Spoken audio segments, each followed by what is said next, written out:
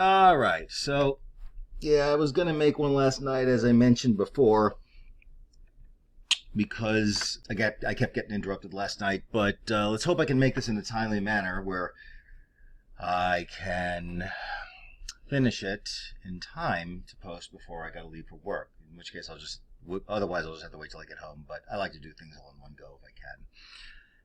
Conspiracies. Now, the thing is, I've never truly fully conveyed why I am the way I am about it. And I know I've talked about these things before, but this time I want to really talk about them. Because, I know I come across as a little bit of a pompous ass sometimes about, it's not logical. And yeah, there's a big element to that, but there's a reason for it. And instead of me saying, like, why I feel so strongly about this, I'm going to go through a bit of a rundown of my life. And unfortunately, even as I'm about to embark on this, I'm like, yeah, you're really going to do this in a half hour, maybe an hour, tops? I have an idea. But I might just be able to pull this off. Conspiracy theories. They weren't even theories. They were assertions of certainty of the future that I had to look forward to. And I believe I was 9 years old when this was first laid out to me. Now, you've heard what I'm about to say before. That it was that evangelical kids, some even Catholics are told this stuff, that the Muslims have a version of it too, that the end of the world is coming. And they're everyone who doesn't believe like we do are in on it. Now, you're probably thinking, what the fuck does this got to do with me? Nothing, except for the idea that they went through and the doors this brought me through. So, as a kid, I was told, this is the future. The Bible's like reading tomorrow's newspaper. Book of Revelation lays it out. Antichrist is going to come, put the mark. You probably heard all this stuff before. You're going to have to take the mark of the beast. And if you don't, which you can't, or else you're going to hell, you're going to be executed. And sometimes, I heard this first from my father and then later on from church. Okay, in short. This fucked with my head from the word go, as it did many other people who were taught this. And in the 70s, this was back with a vengeance. This comes and goes about every century. But now there was extra layers to it, like the mark of the beast is a computer chip that's put in you now. And you're going to be cut off from commerce. And then you're going to starve to death. Well, you're going to starve to death or they're going to cut our head off. Which one is it? I remember that confusing me too. So... you imagine you're 9 years old and you're told this shit. Now, you can go a little crazy because when you're a kid, you look forward to your life, I hope, unless you have a even more fucked up than I did upbringing. So here I am having to process this. And as I got older, I remember at some point thinking, well, why should I even have children? Why should I pursue a career? And I guarantee you a lot of people never, didn't. Who heard this, time would go on. And I remember being at church. We went kind of from church to church a lot. And there was one in Apache Junction over at the end of Broadway Road. I remember to this day. And they did that whole, you're 13 years old now. And now it was right after we had the whole Christian educational talk on sex. And it was in the same week. I think it was the following Wednesday or something. We all watched this movie. It was called A Distant Thunder. And it was made in the early 70s. And man, this fucked with my head because here I have these horror stories put in my head that were put in my head. Now I'm actually seeing it acted out in gruesome detail, Now, what the fuck has this got to do with conspiracy theories? So far, nothing. Except that leading up to this, something I took a little less seriously, it fucked with my head a little bit, actually quite a bit, just not as much, was the fact that Satan has control over all the institutions of the world. I remember even thinking, that includes my school too, right? I mean, of course, my father took offense to the fact that the schools wouldn't allow him to pass Bible tracts around when he was down there. He actually had the principal give him a scolding because he caught him slipping a tract. And from the word go, there were these particular tracts that were constantly around my house. I used to read them a lot in comic book form. Jack T. Chick was his name. He's pretty famous. He's probably more famous among atheists now than he is among Christians, because most atheists in America, in the West, are former Christians, and this was a common among my generation pieces of propaganda he used to make. They were entertaining as fuck. I got to give it that. And what I didn't know at the time, there was a reoccurring character in his book in his material that was modeled after a real guy named John Todd. He pushed it's the Illuminati doing it. He's, they control the Masons, they control the Catholic Church, they control the Zionists, which interestingly enough, Jack Chick was not an anti-Semite. So he either, and this is besides the point, but he either omitted that part of John Todd's rhetoric from his stuff, or he didn't know. I don't know which. Jack Chick is dead, about 10 years in now. And, so after I was 13 and I had the living shit scared out of me with this propaganda film, which you see right here, I ended up,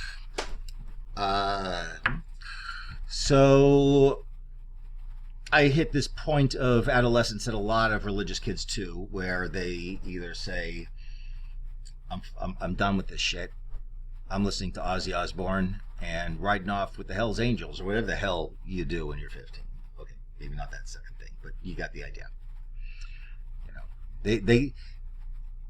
And one thing I struggled with through all this was I wanted to think in general.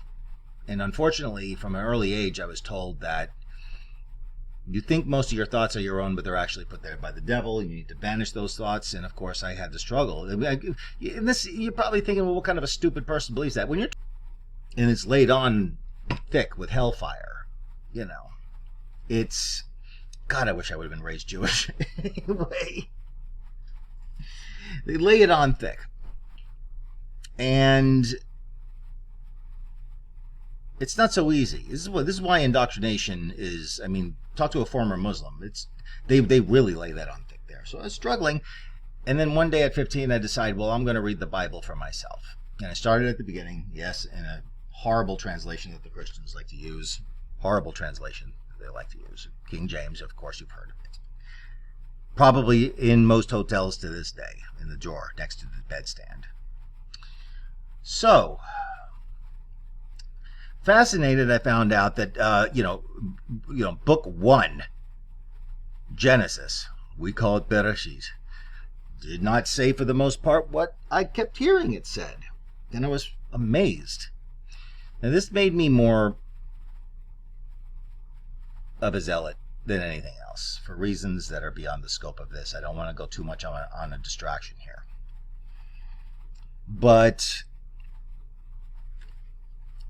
I kept reading, and then I started questioning the things I was taught. But again, without getting into my religious transition, I want to get into the conspiratorial part of it, so I don't get distracted, because if I start talking about the religious aspect, forget it.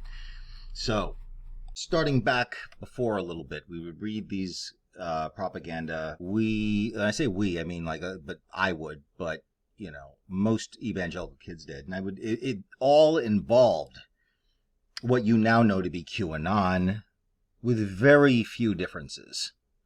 All the bullet points were checked, except for the adrenochrome thing, although human sacrifices were part of it. Literally, we believed, I should say I believed, because of this stuff, that, and my father believed that, I think my mother even did. My step-parents did. They were more indifferent to it, but meaning, like, who knows what's going on? I'm sure it's going on somewhere. You know, my father in particular was very adamant. So I believed that just about everybody in politics was probably in league with the devil, and I didn't understand why anybody would vote. I remember that when I learned about voting. I'm like, why would you fucking bother? You know, it's they're all in league with the same Satan, you know. So I didn't know what it meant, but I remember when I read the word Illuminati for the first time. And it was in as far as I can remember, the first time I saw it was in a propaganda pamphlet called Spellbound. And this creeped me out a lot. But then, of course, Jack Chick took it a step further. He was different from QAnon in one sense, I think, as I recall. He believed that the Catholic Church was the one that was really controlling everything, and that the Antichrist was going to be a pope. I remember my father in like 1880, let me finish stuttering. In about 1987, saying that when the Pope came to America, that he believed that he might be the Antichrist. It was, by the time I was 15, between reading the Bible, I went back to the stuff that I read as a kid, because you go back to what you're familiar with. And man, did I become anti-Catholic pretty quick. I mean, not just passively, I don't believe what the Catholic Church does, but that it is an actual tool of Satan. It's hard for me. This is difficult shit for me to talk about now. Because I don't like to admit that this shit ever occupied space in my brain. Now you might be saying, well, before you were young. This affected me long after I stopped believing in it. That's how indoctrination works. Which I was also following, you know, a lot of stuff dealt with witchcraft. The first time I read, it was not by Chick, it was by somebody else. I don't remember what it was called, but it was called Witchcraft. That was the name of the pamphlet. And I remember being 7 or 8 when I read it. And I remember thinking, wow, that's a shame. I don't know why, but I think I could be pretty good at this. Yeah, I'm foreshadowing and you already know. But I remember having that thought. As I went through the years and I started to get kind of radicalized by this shit by the time I'm 16, 17. Now I'm also reading the Bible all the time. And I came to the conclusion, this is what's going to stop this video from ever getting liked or shared by a Christian. Whoa. I'm bumping up to 18 when I finally came to this conclusion. Maybe I was over 18. There's no way in hell this guy is the Messiah. And I also understood what a Messiah was by this point, which Christians don't. Sorry for any of them that might be listening to this. I'm making this for you, Simon, but I'm also posting it publicly. We're going to leave my religious transitions alone and just stick with conspiracy theories. By the time I was 20, I think I was still all in that the Catholic Church was this maniacal, not just what we all understand that it had been up to, but like in control of so much. Now, I'm going to go to high school. I'm 15, 9th grade.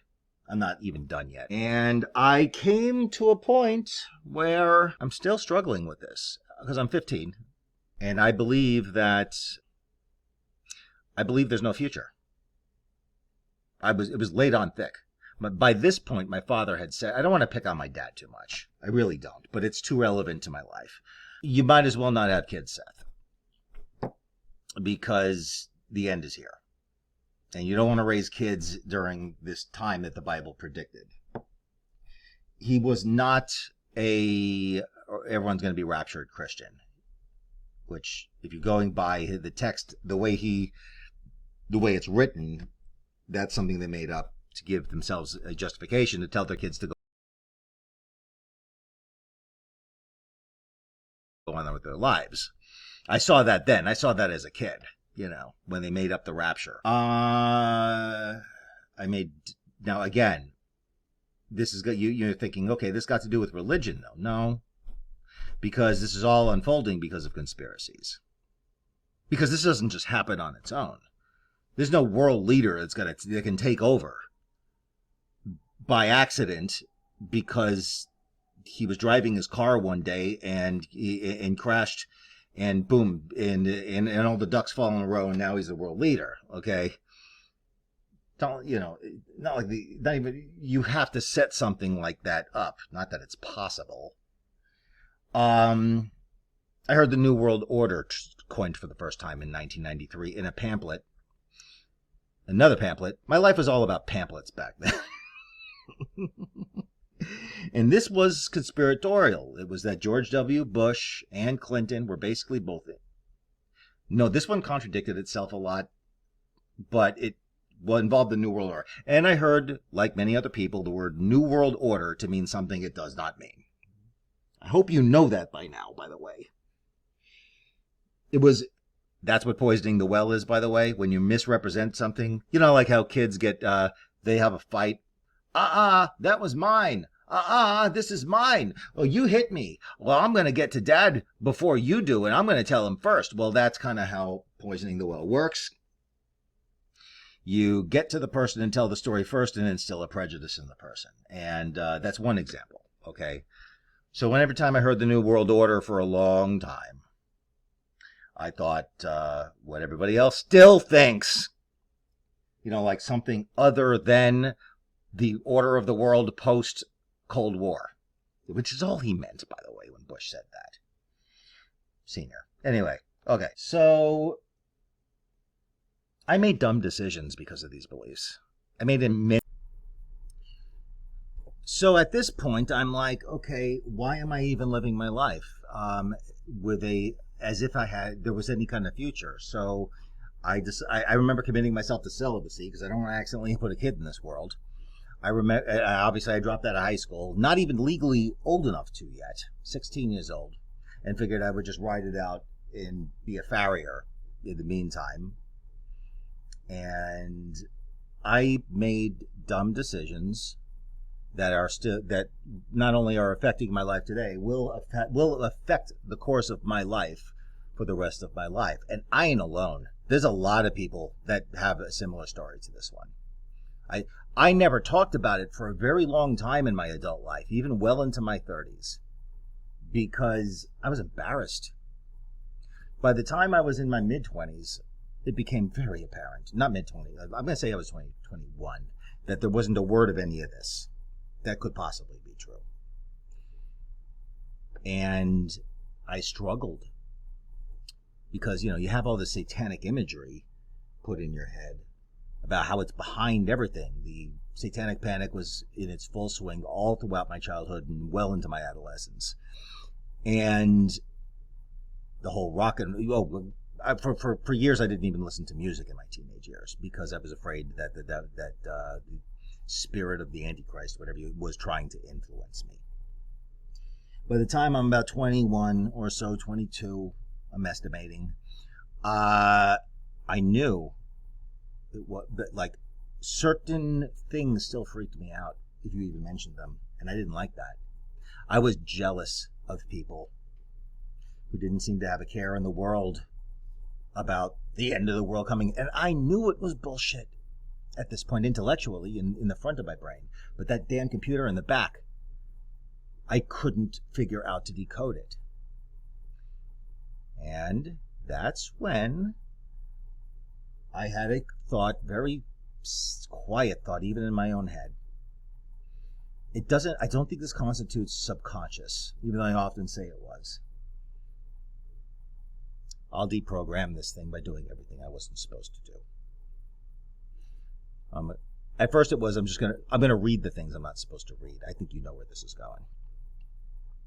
And that's how old Uncle Al got introduced into my life. I was very fascinated by this guy, and I remember reading his stuff, even the stuff that was drivel, being like, I need to relate to this because I have nothing to be afraid of now. Now I'm committing not the unpardonable sin, but I'm pretty, I'm doing all the shit that I feared, and that's what got me into Thelema. It would take until I was about 31 or so before I finally met the people that that I met, got involved in the knockoff OTO, not knockoff, the split that lost the court case under Marcelo Moda. And one thing I really looked forward to was I'll be among people who can think for themselves. Compared to what I was used to, they were. Compared to the metric that I would later learn that I was capable of, well, my mother said that if you're not going to say anything nice, don't say anything at all. So I got very intense on LaVey, even though I was never a part of that. Because I think he understood what he was dealing with when it came to people who would read his stuff, especially in the 60s, you know. So, I would say I was never truly free, psychologically, until I was about 34, 35, to where I no longer had these, not so much blinders, but these things that would redirect my thoughts if I tried to do too much thinking. Which is all I wanted in the first place. Oh, okay, there were other things too. But that was sacrosanct. I want to be able to have a thought. Okay. Time would go on, and I noticed patterns in people's rhetoric. Now, it's a mistake to say that just because an idea invokes fear that makes it wrong. Because that's stupid. In Israel, there's an adage. It goes like this: optimists in Auschwitz, pessimists in New York. And it's very true. There's nothing wrong with being pessimistic if it's realistic pessimism. But to be that, you have to be able to look at both sides. Now we're going to get in. Now I'm going to pick on you. Sorry. You said something that conspiracy theories are fun. They're not fun to me at all. If they were, now there was a time that they were, because after I broke away from the conspiracies that I was raised with, I started to explore other ones.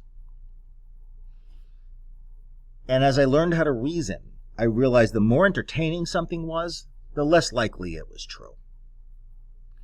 The more mundane or frustrating it was, because it even if it answered a question, it left more questions unanswered, the more likely it was true.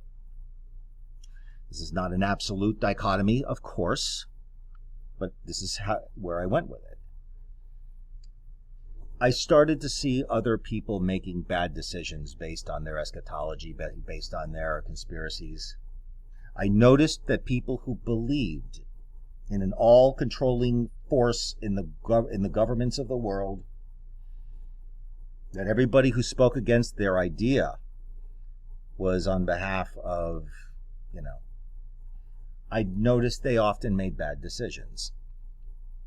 Now, am I saying that everyone does? No, there's whack job conspiracy theorists that live very successful lives, although I might question certain aspects of their lives. Still, at the end of the day, this is why it became sacrosanct to me, that something's either true or it's not. My wife was never raised with this shit, so this is weird to her. She will entertain a conspiracy theory, and the moment it looks unlikely to be true, she discards it. She's very as she is. The things that I believed after the other events, the things that I would go on to believe later and then get rid of, like, in a way, this is the silver lining for the crap that I was raised with. I can discard an idea like I discard a shirt that doesn't fit me anymore. It just doesn't fit. Whoop.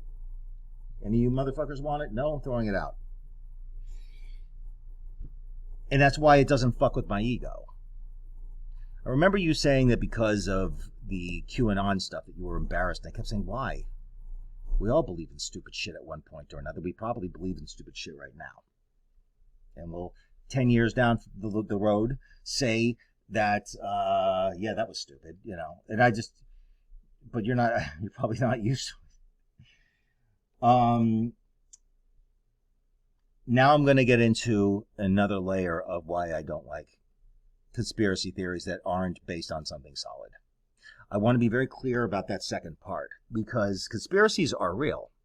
Human beings are conspirators. You have plans that you plan to do, that you tell your in-group, that you don't tell your out-group. If you don't, you're going to be a loser the rest of your life. You have to have people you confide in that will keep a secret and work with you on a project in life. Very few people do anything with their life as a lone ranger. God bless the ones that do, but they're not the norm. So I watched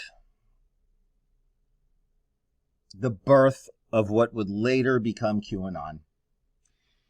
Well, okay, the birth of what would later become QAnon was in 1810 or something like that, with that Seth Payson guy in Bavaria, as I think you know who he was. With the Illuminati still around, ooh, and they're trying to make you all stop going to church and denounce your king and be terrible people. And I was like, I'm going back to like 2009 here. I still remember the first person that I remember saying it to me in that side of that part of my life. And I'm like, I'm thinking everyone's my own age. I'm forgetting that people are younger than me and didn't live through the shit that I did. And I'm like, again? This is becoming a thing again? How many more times I didn't even know the half of it yet, by the way. I didn't even know this had happened in the early 1800s, in the mid 1800s, in the late 1800s, in the 1920s, then again in the 1960s and 70s, and then it rode even stronger into the 80s until it started fizzling in the 90s, and now it's back in the 2000s. Okay. I'm really like, how? And I tried talking sense, and I noticed that even if I put a doubtful thought into their head, you could tell by their body language, by their tonality, they shut it down, like they were afraid to entertain the possibility that it wasn't true. I didn't even know who Alex Jones was until about 2010. I remember I was up in Flagstaff at the time, hanging out with some college kids. Somebody sees saying, yeah, that guy's a cool guy. He's a big Alex Jones guy, though. I'm like, who?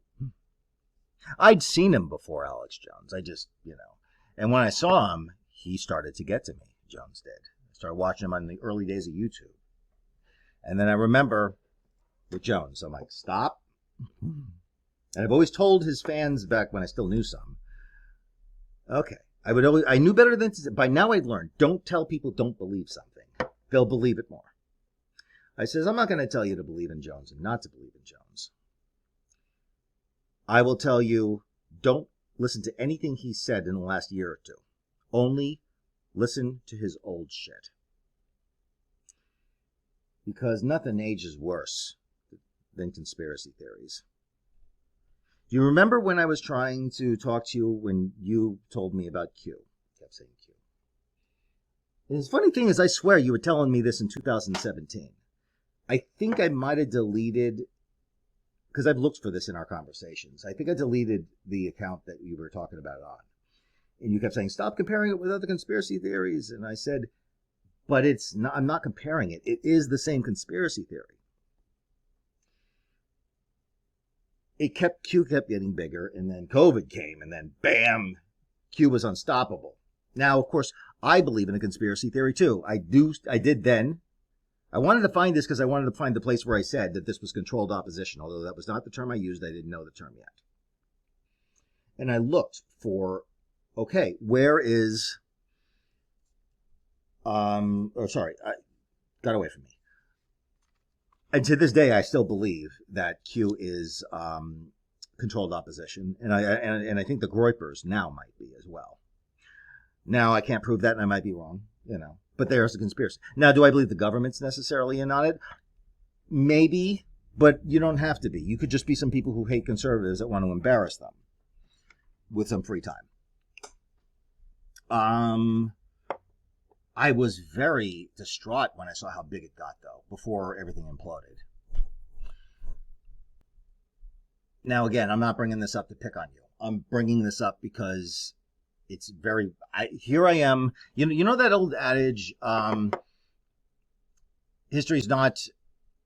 It's not that history. It's not that if you don't learn from history, you're doomed to repeat it. If you learn from history, you're doomed to sit back helplessly while everybody else repeats it. Oh man, is that true? It's so fucking true. But I remember telling some of the Q people I knew, and I knew quite a few. One of them actually did our secular wedding, And same thing. You could see the mental blocks when you tried to talk to him. He got mad at me when I told him there's no reason to believe this.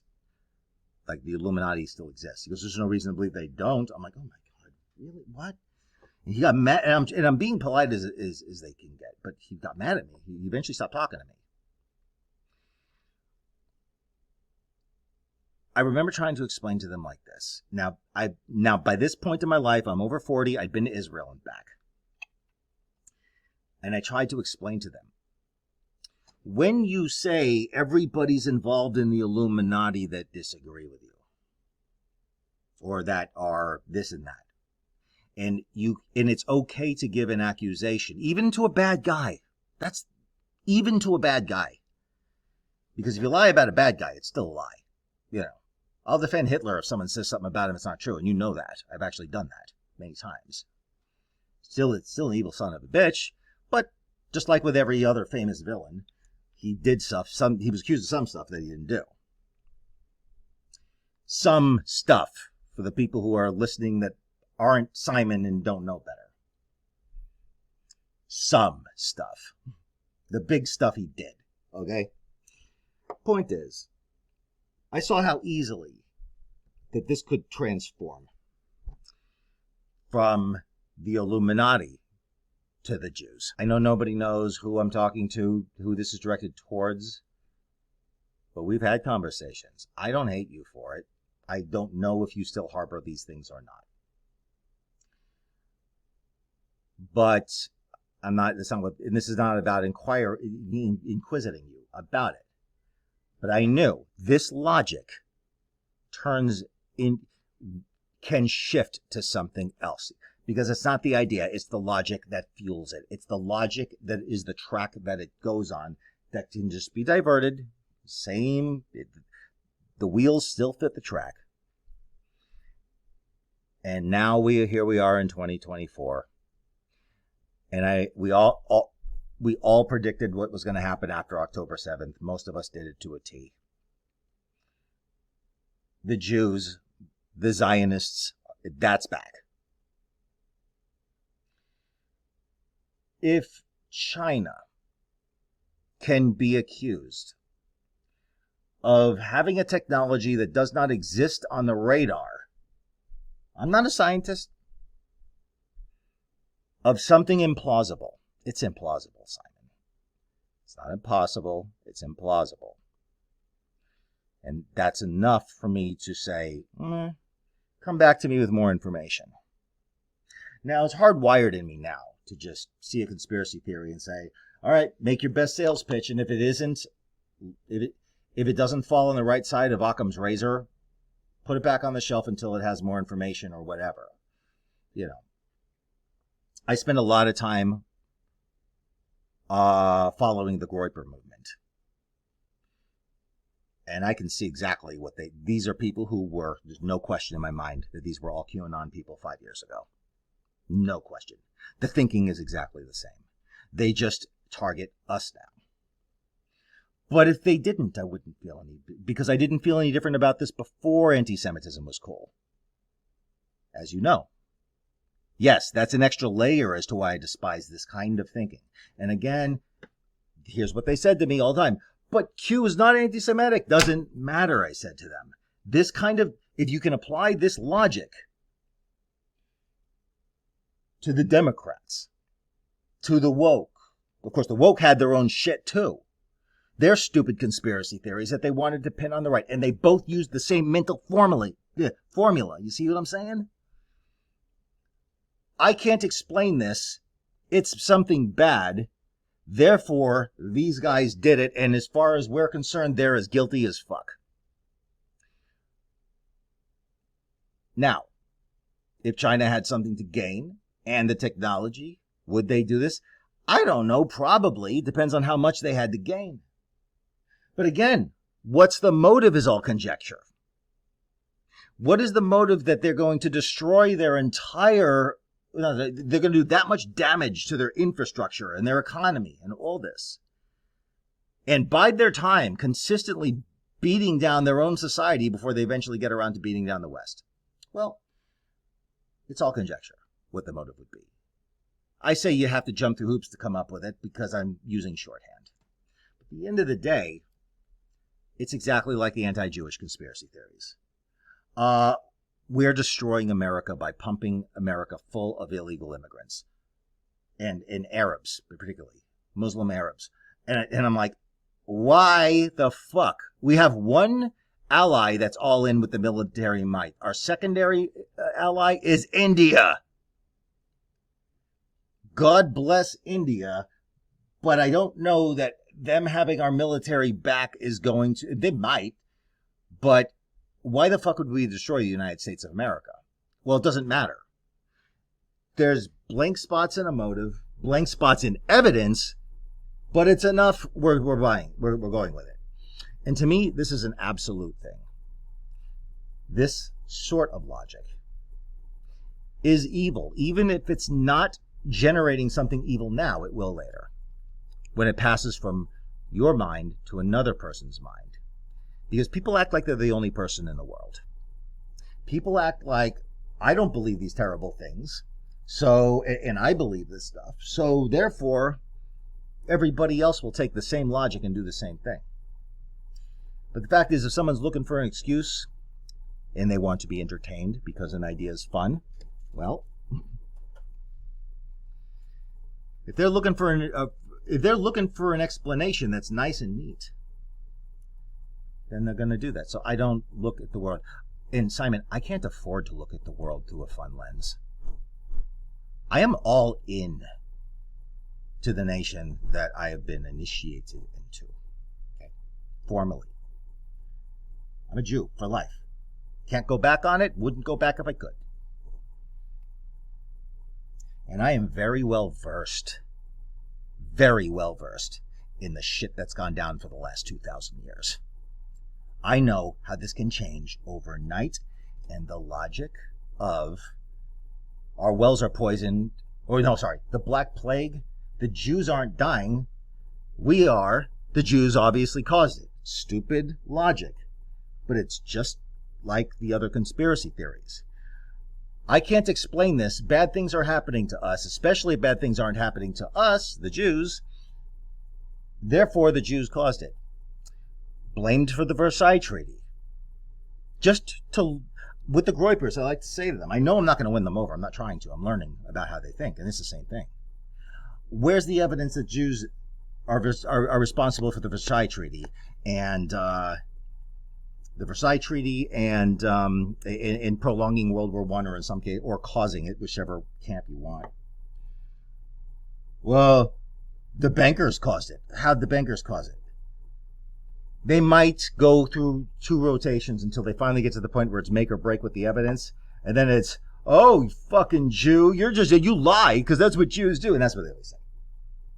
And that's what QAnon said to the people who opposed them too. Now, I'm not accusing you, but anyone who disagreed with them publicly, you've seen it.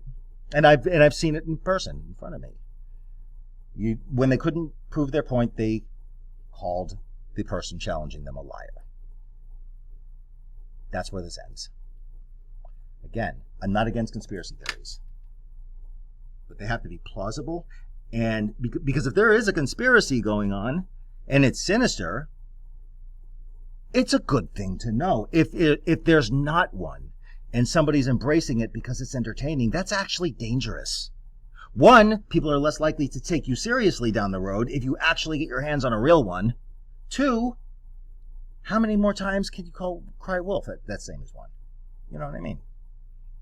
All right, brother. I got to go, and hopefully I can get this thing up before I got to get my wife from work and go to work. But, hey, Love you.